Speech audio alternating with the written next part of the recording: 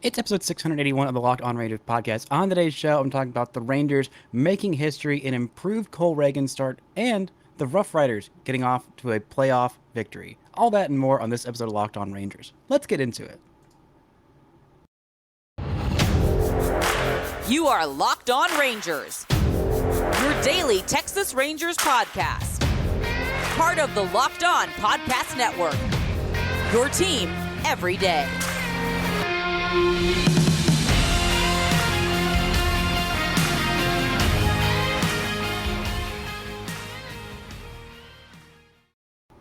You are locked on to the Texas Rangers. I'm Brice Paterik, a cripplingly addicted Texas Rangers fan since 2010, the founder and host for all 4 seasons of this Locked On Rangers podcast. Today is Wednesday, the 21st day, and maybe if you're listening to this at night, of September. And your Rangers are 63 and 84. Thank you all so much for making Locked On Rangers your first listen every single day. If you're not already, you can go ahead and follow me on Twitter at Brice Paterik. You can follow the show at Locked On Rangers and subscribe on YouTube, where the best way you can help grow the show is to comment any single thing below. The Rangers lost 5-2 to the Angels last night, but I wasn't that upset because it was my first game as a credentialed media member since 2017, back when I was an intern with then Fox Sports Southwest. It's been a hot minute. I had a few games credentialed with them that summer and a few more with WFAA back in the day in 2016 when Levi Weaver of The Athletic was still writing there and Adrian Beltre was still a member of the team and Joey Gallo was still on the team, and Joey Gallo was actually a rookie. I wrote a story about him making an emergency drive up that day from Round Rock, getting a police escort to the stadium, and all that fun stuff. But today, there's no Joey Gallo, there was no win, but there was a bit of history. It was nice to be around the team again, feel like an actual legitimate media member, go to a press conference. And well, the last press conference I was at, the coach that I was talking to and asking questions of was Rick Carlisle. And if you know anything about Rick Carlisle, he is an extreme hard you know what, and you better get your crap right or he's going to embarrass you in front of everybody. Doesn't matter who you are. But Tony Beasley was much more chill, still nervous about asking questions. So I asked about Cole Ragans and his ability to throw strikes before the game, and he had some walk issues. It wasn't really something that he had struggled with that much in the minors, but it's definitely been an issue since he's been in the majors. Until coming into this game, he had not had a single start where he didn't walk anybody. And you know what? He made me look dumb for asking about that, or maybe he was just turning things around. It seemed like he was a little bit in the last outing. He only had 1 walk in that outing. Granted, a shorter stint because he was still coming back from injury. Talked to him after the game. He said he felt 100%. He feels like there's not going to be as much of a pitch limit on him. He is coming back after a shortened injury where he didn't have a rehab stint in the minor leagues, but he looks like he is not going to be on any pitch count specifically for the rest of the season in the, I don't know, three or maybe 4 starts, probably 3 starts that he gets for the rest of the year. But he was mostly solid in this one. Did allow 7 hits, but no walks in 4 2/3 innings, and got 5 strikeouts. One of those was even against Mike Trout. He got Mike Trout in his first time facing him to ground into a double play. Then he struck him out. The next time he faced him, the stuff was really solid from Cole Ragans tonight. He was hitting his spots with his fastball. He was getting swings and misses with his changeup, and it seemed to me that he was throwing his changeup on the first pitch of the at bat a whole lot more. Now it's almost a certainty. Most pitchers will throw first pitch fastball. That is what happens. And one of the things that made Jack Leiter really special at Vanderbilt is that he was able to go 0-0 curveball, and that throws guys off. You throw something that's not a fastball in that first pitch, and if you're able to throw it for a strike too, it kind of gets hitters a little bit off balance. Not as much at the major league level. It won't really throw them off that much, but the changeup was just straight up fantastic tonight. But really what stood out was the fastball command. He got 10 called strikes on 43 four-seam fastballs that he threw tonight. That was impressive for him.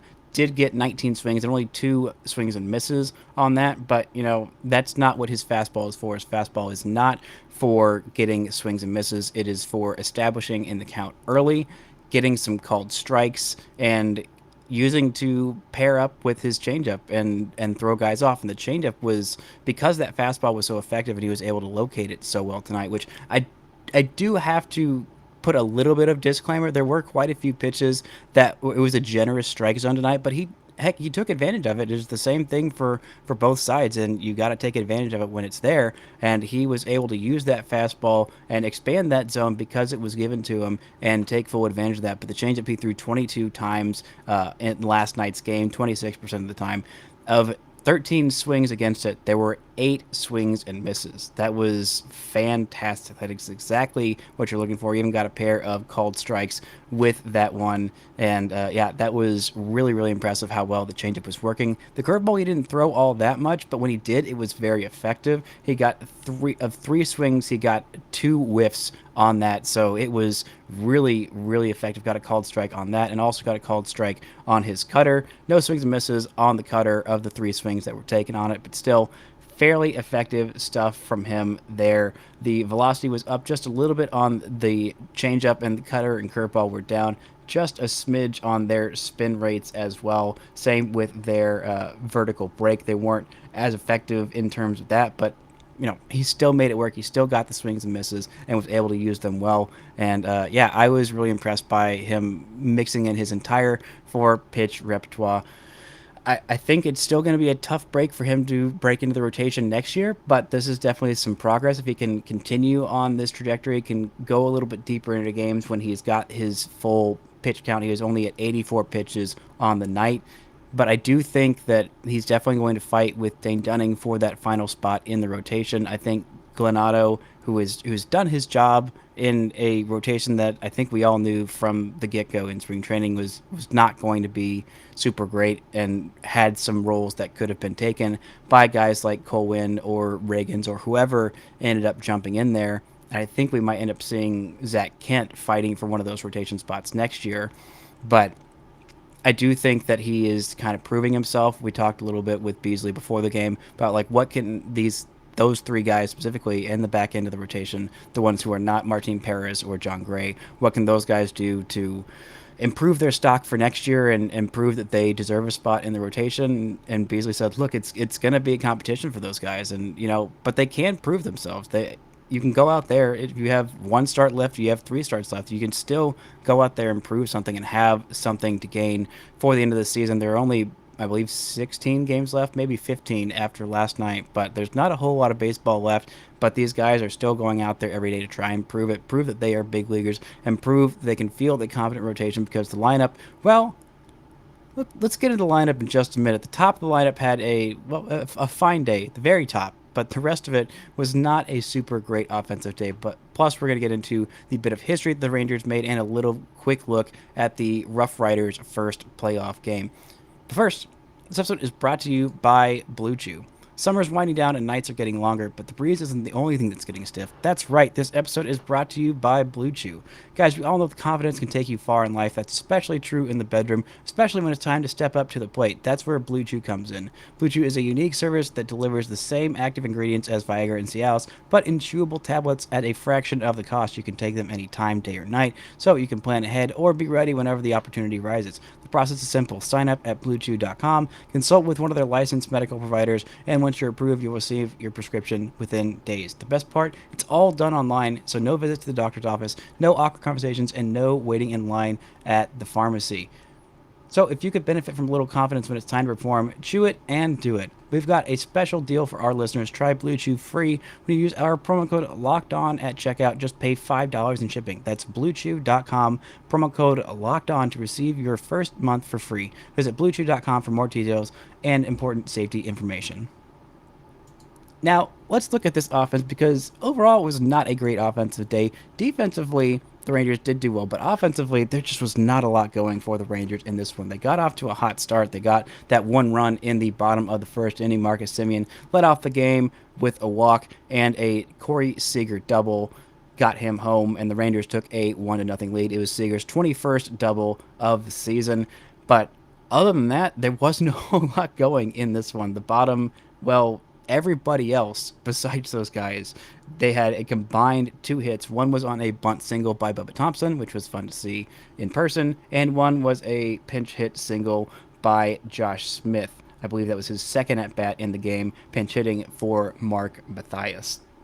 But the rest of this offense couldn't do very much. Outside of that, the only other person who reached base was Adolis Garcia, who did so on a walk. That was a very impressive at-bat, but still, An 0 for 4 day for Nathaniel Lowe. That doesn't happen a whole lot. And the rest of the lineup in the bottom, Josh Jung went 0 for 3 with 3 strikeouts. Jonah Heim went 0 for or excuse me, Josh Jung went 0 for 4 with 3 strikeouts. Jonah Heim went 0 for 3 with 2 strikeouts. Same with Leody Taveras. And Bubba went 1 for 3 with that bunt single and did end up scoring a run. Marcus Semien reached base 4 times. He had a pair of hits, including his 30th double of the season, and 2 walks reached base in 4 times. And he extended his hitting streak to 8 games.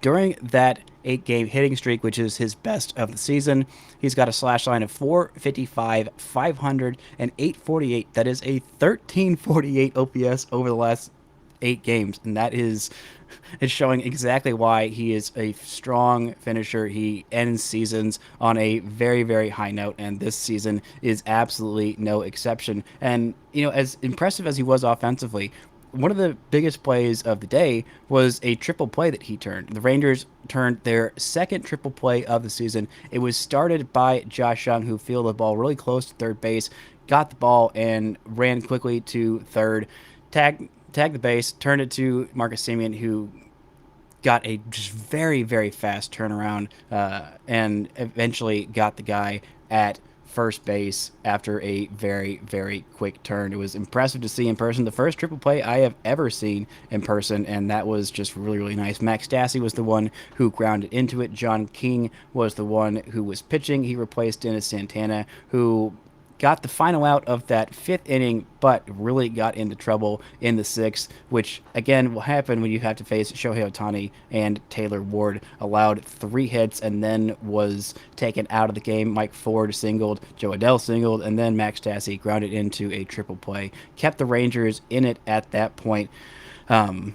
Still wasn't quite enough for the Rangers. They ended up losing 5-2. They couldn't get any more offense. Mustard got a little bit in that 9th inning, but ended up grounding into a double play for Josh Jung. Just really not a great day offensively, but it was nice to actually get to meet him in person. I got to thank him for making me look smart, because I told him when I saw him as a freshman that I said he would be a first-round pick and a big leaguer, and he's ended up doing both those. Yeah, nice to actually meet the kid in person after watching him play baseball for a long time, a very, very long time. But he said that was his first time ever being involved in any kind of triple play. He didn't really think off the bat that it was an option, but he knew the guy at home plate, who was the catcher, wasn't exactly a burner, so he just tried to field it as quickly as possible. And he didn't really know it was a triple play until he saw him Marcus get the ball at second and make that quick catch and flip to first base. And he thought, okay, well, now he actually got a shot.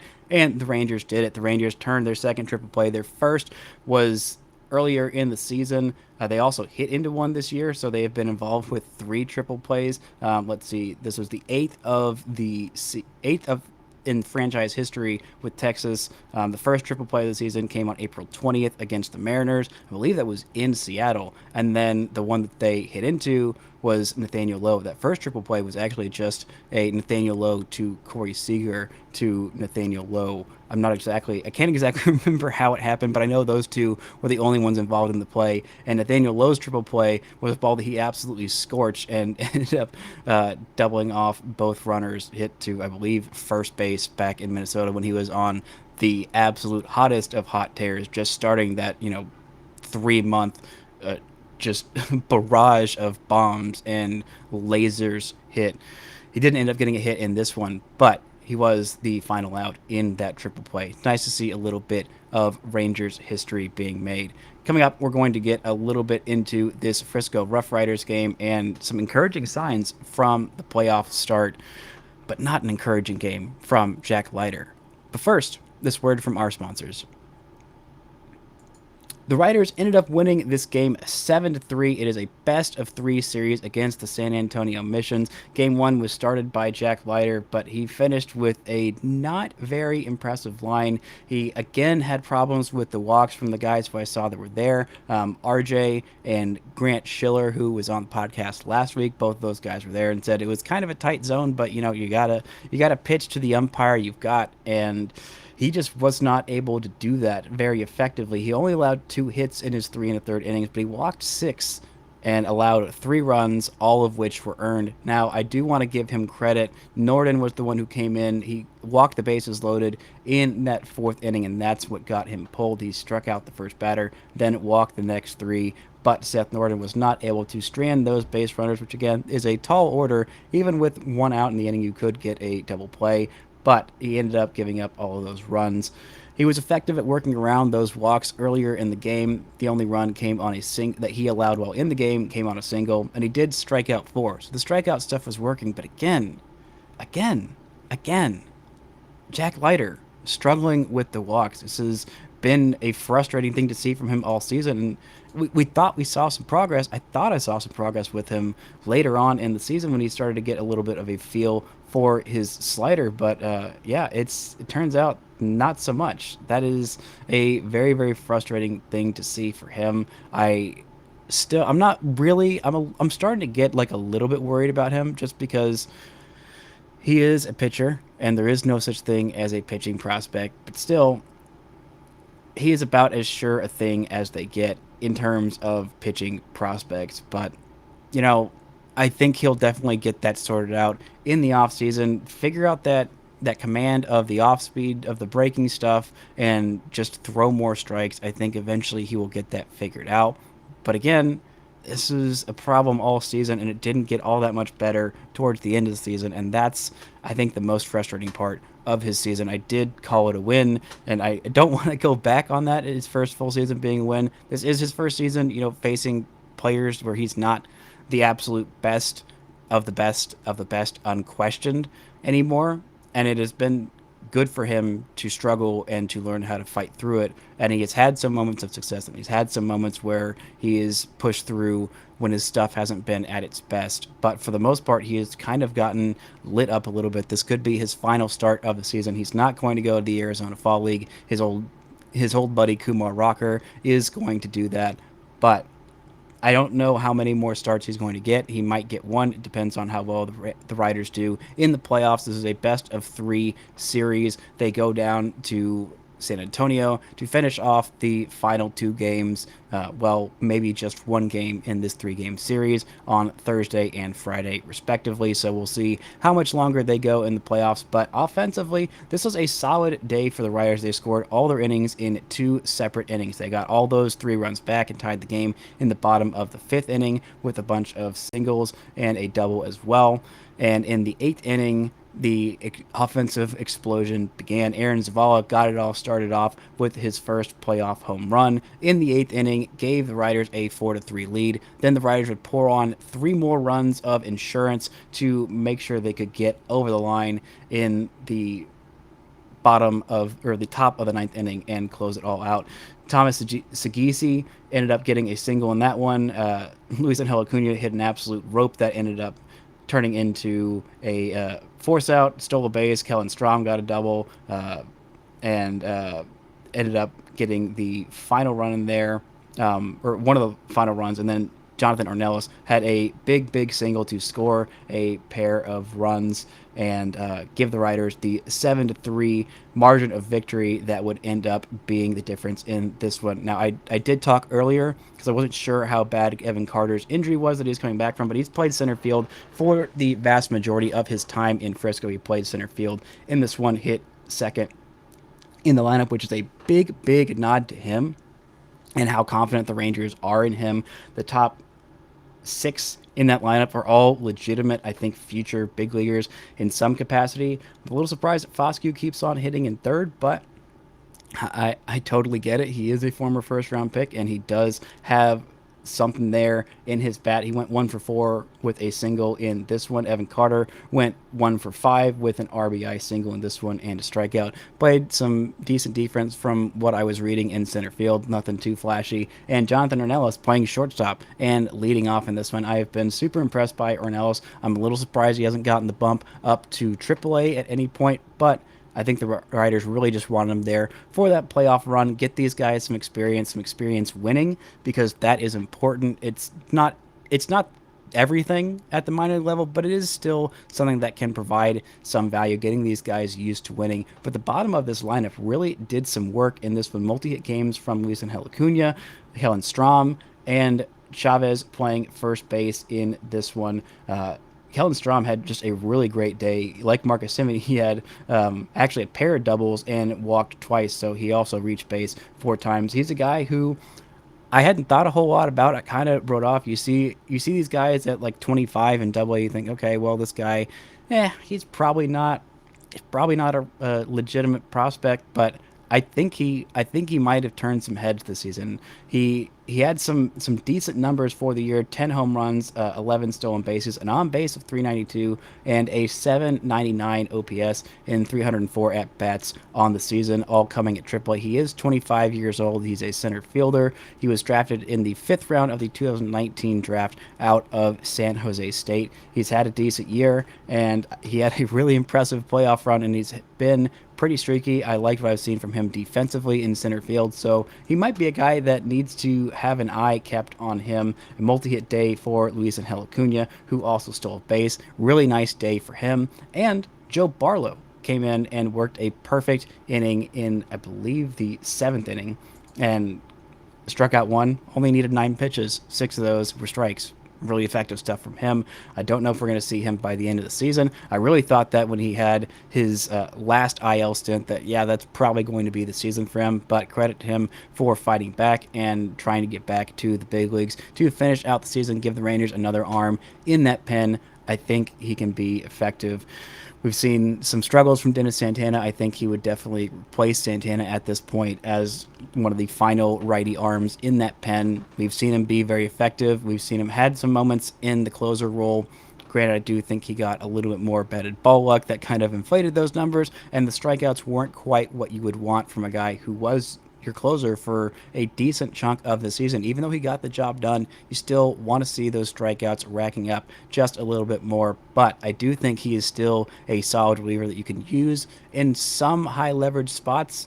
He shouldn't probably be your first choice if you're trying to have a really good pen. But I do think he can definitely handle it. He has shown that he can handle it in spots, and that slider has been really, really good for him.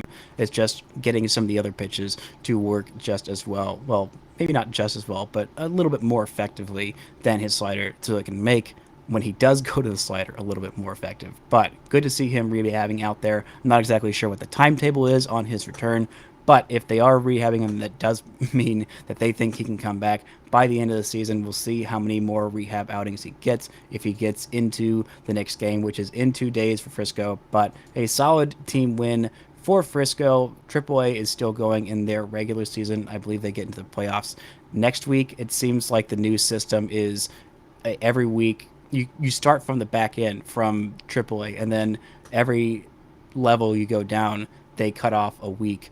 So Frisco's regular season ends a week earlier than Round Rock's, and then High A's ends a week earlier than Frisco's, and then Low A ends a week earlier than High A, and the Rookie League ends a week earlier than that. So the Rookie League really ends a lot earlier, about a month earlier than the AAA season. AAA season is going a lot longer than usual, but it seems like that is the case. So that's why some of these guys are getting that end of season promotion, not just to get some playoff experience, but just to get them some more reps, because it's either that or go start their offseason. We've seen some really nice stuff from Skeezy and from Evan Carter, who have gotten that late season promotion. So we'll see how much that keeps on going, how many more games they can play. I believe there's only one more series, and I could be wrong about the AA playoffs because I'm not entirely well versed in that, but I'm pretty sure it's 2 series, at most 3. At most 3.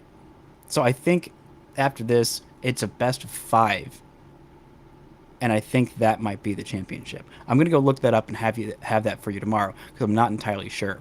But some decent stuff from Frisco. Nice to see them get that playoff win and get some encouraging stuff, and make Jack Leiter feel a little bit better for that last start not being what he wanted. But the Rangers did not get the win last night. They did see a little bit of history, and for me, it was just nice to be back in there and asking questions. I got to meet some people in real life who I had not met yet. I got to meet Kennedy Landry in real life, who I've had on the podcast last winter, talking about who the Rangers wanted for their big money shortstop, and they ended up getting that big money shortstop.